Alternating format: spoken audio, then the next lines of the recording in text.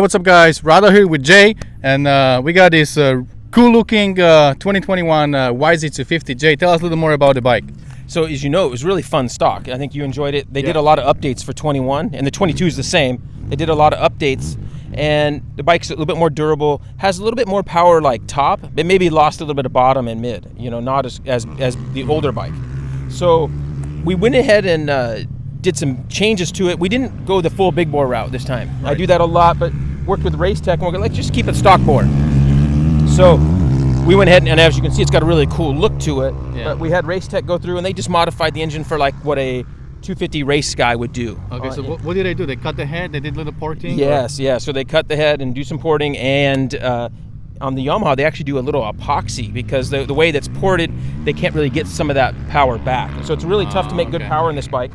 We did add a Slater Skin, a little taller cover here. Mm-hmm. It's a little bit louder on the ears, but the bike wants more air. And they get more air this way, so that helps. Got the hot cams, Vertex piston, and of course just a really cool looking UFO graphic kit with all decal works. All gray plastics. Yeah. Nice. I didn't even know they make them gray. Yeah. So it's really cool. I think you'll enjoy it. It'll be fun to see what you think of a stock bore 250 because you've ridden a bunch of our big bore projects. Right. So it'll be fun to see what you think of the stock bore one. And the suspension on these Yamahas is so good. Yeah. I just told Racetech, just don't mess it up. Keep it good. And I think it is better because we've ridden it quite a few times now since Dirt Bike had it, and it's been really good. Cool. All right. Well, I look forward to ride this thing. Let's jump on it and hit Glen Helen.